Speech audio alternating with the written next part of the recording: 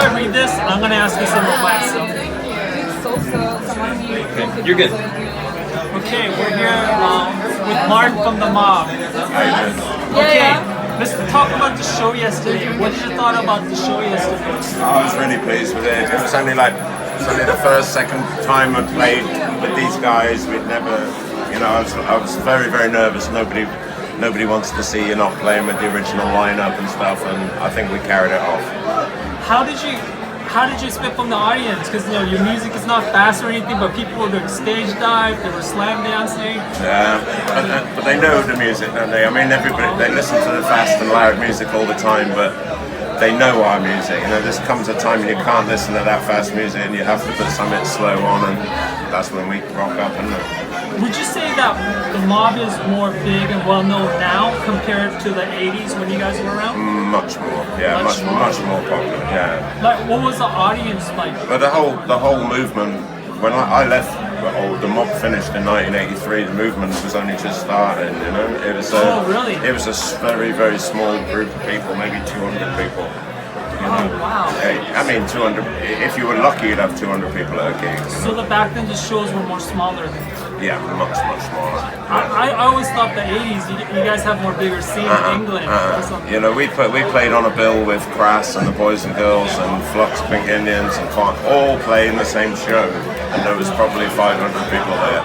Yeah. Oh, interesting. Yeah, so you can imagine if that show was in San Francisco tonight. Oh, yeah. There'd be a shitload of people. So you checked out all these different countries and different states, and what do you think about the punk scene here in California? It's awesome, isn't it? It's huge. What's the difference between like California and England right now? Is it the age gap? Much younger, yeah. The vast majority of people here are much younger. Yeah. In the UK, England is more older. It's more a movement of there is an anarcho-punk scene for younger people, but it's very distinct scene. It's a different scene. I have a couple more questions to ask you, but before we do that, I posted on Facebook, and some of my friends gonna ask. These are questions some of my friends asked me. First one is from Whisper from Mystic Priestess. What inspired you to do political music? Well, in the first place, presumably, I just, politics is everything, isn't it? It impacts on everything you do and everything you see and everything you think. Okay, Melissa from LA want to know, what are your favorite current bands right now? I don't listen to any music. I put I'll listen to Radio 6 and I don't even care what's playing. I'm not really a listener to music. Okay.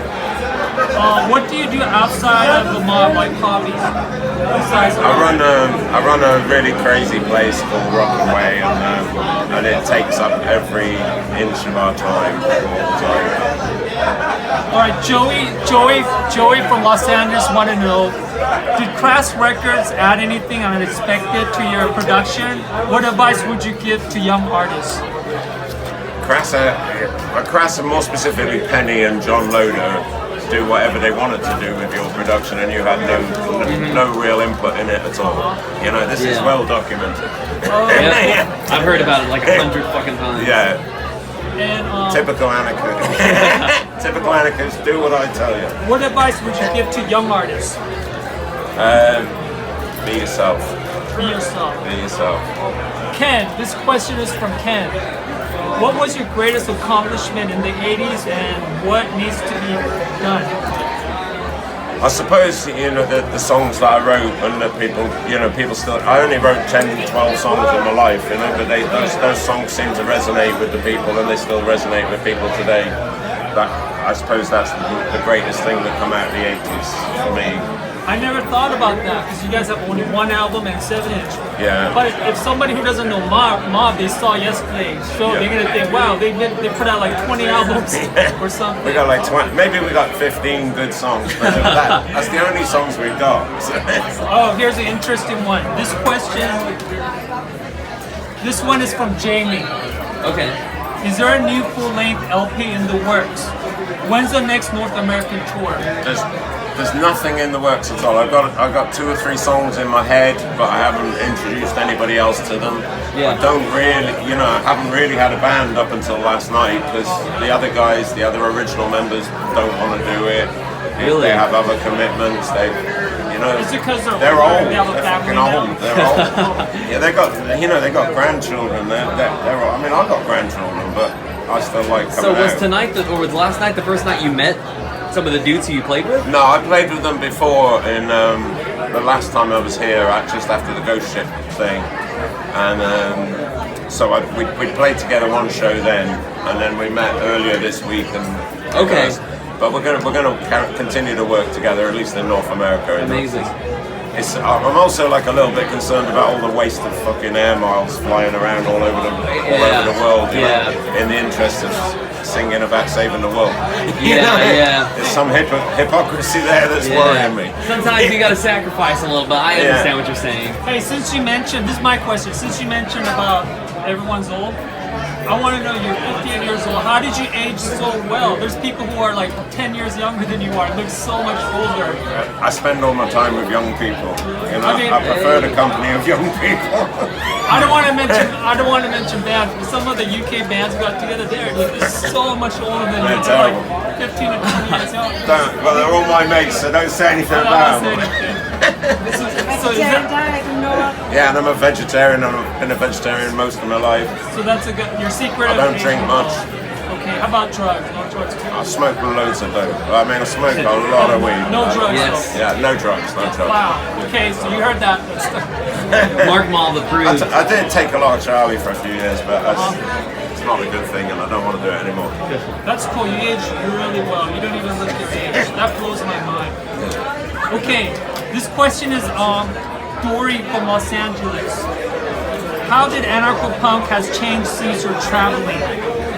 Since my traveling, Yes, like you're traveling to all these different places. How has anarcho-punk has changed all these years? well, it's got much bigger. It's a much bigger. Yeah, I mean, I really hope people are sort of living it as well as wearing the badges. You know, I mean, that's my biggest thing. Is I really hope people mean it. I think that's the most important thing. Cool. This is from Eileen from East Coast. Eileen wants to know what and who were the biggest influence on your musical style? Who do you think it differs so much from a lot of anarcho-punk bands from the same era?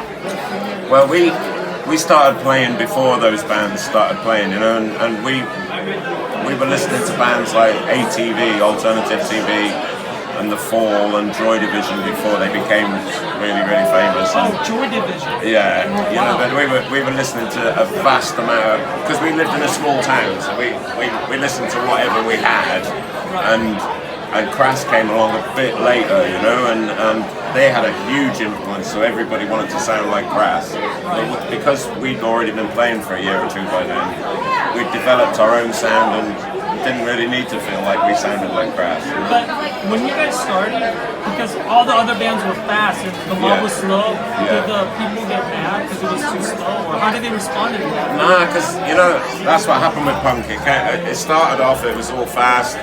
Very, very quickly it changed. Like by 1978, people were playing very different music again, and then punk re-emerged, as you all know, like in 1982 or something, and it was but by then we were nearly finished, so we'd evolved with it, and it had evolved. Yeah, it wasn't always fast, This is from Andres. During the 80s, did you want to leave an impact on something, or was the band the mere expression or frustration and anger? What was the most important message you want to express? What are your plans for the near future?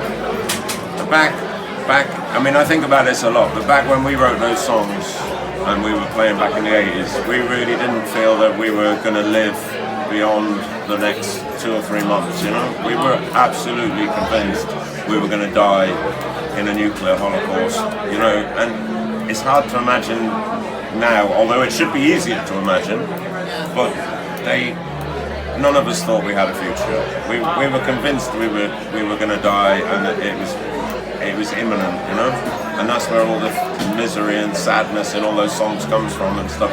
And so it feels very strange to be like 40 fucking years later, and we're still in the same predicament, you know. But people don't seem to be quite so scared of it anymore, you know. But I think we should probably be more scared, you know. But Absolutely. what can you do? Keep fighting. That's what I can. Tell us about the Rockaway Park. You guys have, like, I heard you guys throw a show and you have a vegan cafe there, you workshop, and you're also building all kinds of stuff there. Yes. Why don't you tell us about that part? People never know what a Rockaway Park is. Well, it's sort of like, at some point in my life, I lived in a caravan and I had 3 kids and I drove a van and I started a business taking vans apart, like Ford Transits, Mercedes, and it got really big and we ended up doing a lot of business and I ended up needing a yard, so I bought this place and I ran this business for a few years and then we went bankrupt. And I thought what I'd really like to do is to build a creative centre for creatives and for, you know, for people to be able to sort of empower themselves. I don't know what I thought, but I just thought big, and I kept and so we've kept at it, and now we've got like maybe 20 or 30 workshops, and like you say, a vegan cafe and a studio. And many other things, and we do like Airbnb rooms, and you know, it sort of self-funds itself now, and it's growing all the time, and we're going to get into teaching and working with kids and stuff. How big is this place? It's like 3 or 4 acres. Wow, that's huge. Yeah, You guys bought this? I bought it. Whole land. Yeah. Is it also art space? Because there's a picture of like. It's like we're very close to Glastonbury Festival, and so after Glastonbury Festival, I've always brought big structures home. You know, do you want that? You know, what are you going to do in a what are you going to do in a car covered in mirrors? You know, I'll take it home. So after the mob, that's what you did for a living. You were making all this stuff. I just took vans apart for many years. You know, and knocked on doors and bought and sold things. Yeah, I've always done, just wake up in the morning and see what happens. But I've always worked really hard. I like working. That's good. I'm really. I think that keeps me young. You know what I mean? That's awesome. Yeah, I love work. I like people who work hard and everything. Because a lot of the zines, I used to have a lot of pen pals in the 80s, and a lot of the zines, like in the 80s, would say, oh, don't work, fuck this stuff, blah, blah, blah. And it just fucks you. It doesn't fuck anybody else. As we get older, that messes us up and stuff. I mean, you don't want to work. You don't want to work in a bad situation where you have to do shit work. But I don't know why anyone needs to do that. You can, if you follow your dreams, you know, somebody else will follow them too. You know, and it will work. You know, you gotta follow your dreams. You will feel like you are not working. So yeah. Work smart. My work doesn't feel like work. Yes. I'm like, I can't wait to get at it. You know? That's cool. We're on vacation now, and I can't wait to go home and start working. Yeah, we'll be out working tomorrow. You know? That's cool. You found something that you have compassion for. Yeah. Wow, that's amazing. And you know, a lot of that is inspiring people. That's what I really like to sow a little seed in some young person's head that makes them think, you know what, fuck being a software engineer. I want to be an engineer. I want to build bridges. I want to fucking. You know, there's a lot of shit needs doing in this world, and What advice would you give to younger kids? What's it like part of growing up, growing old? What's it like for people who don't know that? Should they be researching on certain things? Should they be saving money on the side? Should for health insurance? Or should they be like to get to the real world? What would help you? Fuck knows. It goes up, it goes down. It goes up and down? Yeah, but the main, stick with stuff you care about. If you care about it, you'll be alright, you know? If you're going to buy art, if you're going to make music, do stuff you care about, you know? Don't pretend. If you're pretending, everyone can see you're pretending, you know, and everyone can see I mean it, you know. And if you mean it, then you're going to be successful, you know. If people, and I don't know how you judge success, whether it's money or friends or people smiling at your industry or whatever. But if you care about the thing you do, you will be successful about it. You know? Now, let's talk about technology now. In the old days, you guys were selling records and stuff, but now all the technology changed. What is your opinion about downloading? I'm really into it. 100%.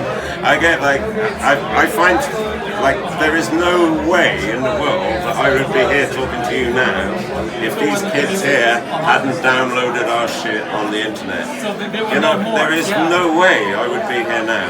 And I've had fights with everybody about this. You know, anyone who wants to talk about it, I'll talk. Anarcho-punks would have loved downloading in the 80s. And It would be so accessible for everybody. Do you know anarchopunk.net when they went Yes. So when I read about it. Southern Records got it shut Yes, down. I read about that. For down, and I wrote to them and I said, "You've got no fucking right to take my songs off the fucking internet. No, I wrote the songs. I wrote them. They don't belong to you." Yeah. And you know, and equally, Southern Records never gave me a penny in royalties. You know, so what are they complaining about you stealing my songs? Fuck them. Yeah, You know? I've heard same shit about Southern Records, like with Alternative too. Like they're not letting them release their own records. And What's that about? Do you know, like, we did that No Doves Fly here. I presume they sold a few copies of that. They never given me a penny. yeah, You know, I asked them, is there any money? You know, she didn't even answer the fucking email. it's really. Yeah, we were booked to do a show. They probably took advantage of so many anarcho-punk bands for that reason. You know, I don't know if they did it for the money. I don't know what they did it for.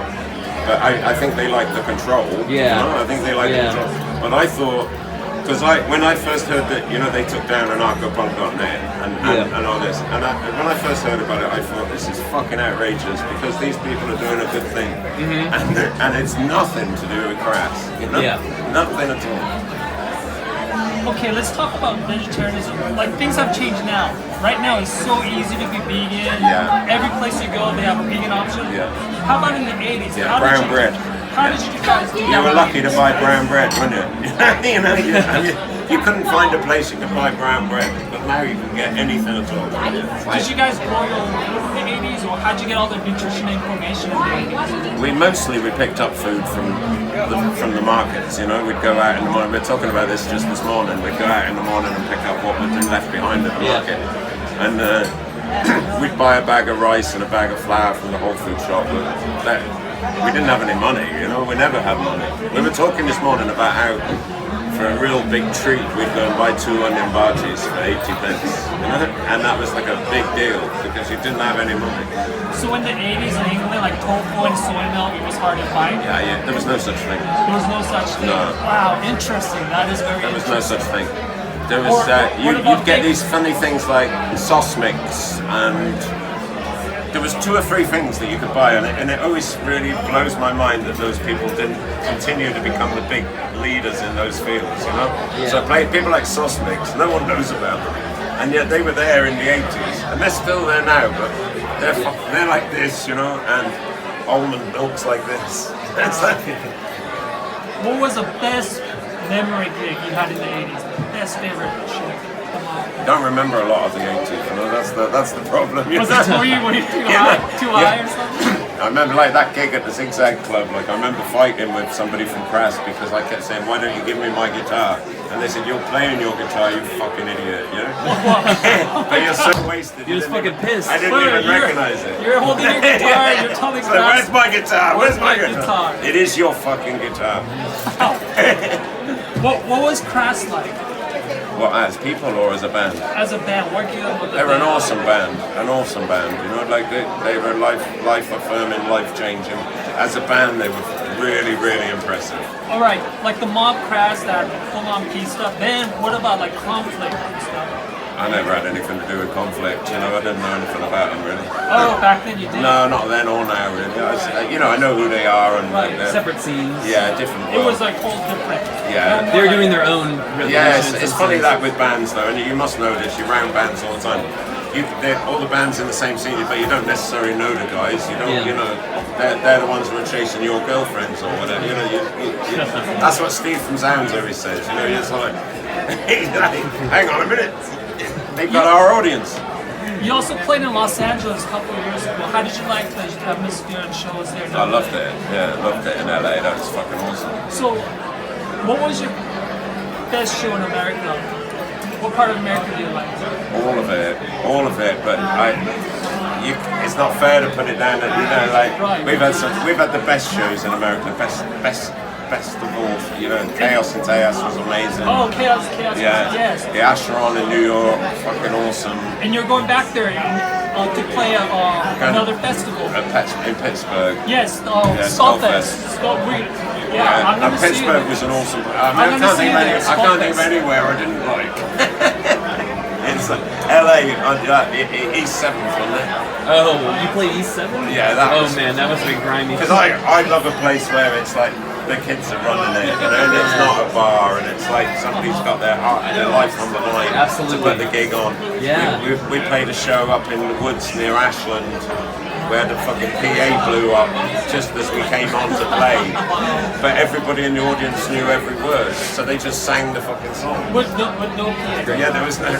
But the only bit of PA was the bit I could hear. No one else could hear anything. But it didn't matter because everyone knew the words and they sang along, and it was fucking awesome. Would you say it's more easier for bands to survive now compared to the 80s? Because I noticed 80s was all nothing but benefit shows, but now like people can pay, DIY promoters can pay them. Yeah, Much easier. it's got to Cheaper be. bands It's better. got to be easier now. Yeah, I mean there was never any money back then for anything, but we didn't even. I don't even remember being aware of it. You know, we went and did some gigs in Berlin back in the 80s, which I've no idea how we got there, how we got the money, how we made. We didn't have phones, you know. I don't know how the fuck did we do anything. You guys are coins. Yeah, yeah. You could go to a payphone, but how did we know to phone a guy in Berlin? You know, how the fuck did we know? How about now in Europe? Is it more easier to do shows like here, like America? I mean, I'm a huge fan of playing in America. That's the truth. Have you been to any other countries besides America? Canada, great, fantastic. Mexico. Oh wait, you guys already played Mexico? We played Mexico City. How was it there? Awesome. That's the same again, like in there, like lot of poor and desperate and exciting people. How long ago did you guys? I didn't know you guys played Mexico. 3 years ago. 3 years. Was it a festival? No, it's just a one-off show. We got booked to do a thing in LA that was like really well paid, and so because we were getting paid to go to LA, we could go and play in Mexico for basically for fuck all. How was the cultural difference of playing in Mexico? I liked it. It was fucking manic. It was chaotic, and I liked it. They know you guys and everything. Yeah. Wow, that's really crazy. Santa Ana Festival. Yeah. Can you imagine in the old days in the 80s, you guys would just trade packages, but now it's just the internet. You just send stuff. Like, It's mental. It's very, very different. wow. I want to good. say thank you for Thank staying you. in touch with the scene all this time and doing all this stuff. We And try. especially with your project, with your being a cafe and everything. Yeah. I keep an eye on that. It's going to take off. Mark from the Mob still have his belief. Do you have any last questions? I'll save for after the video. All right. Thanks a lot. Cheers.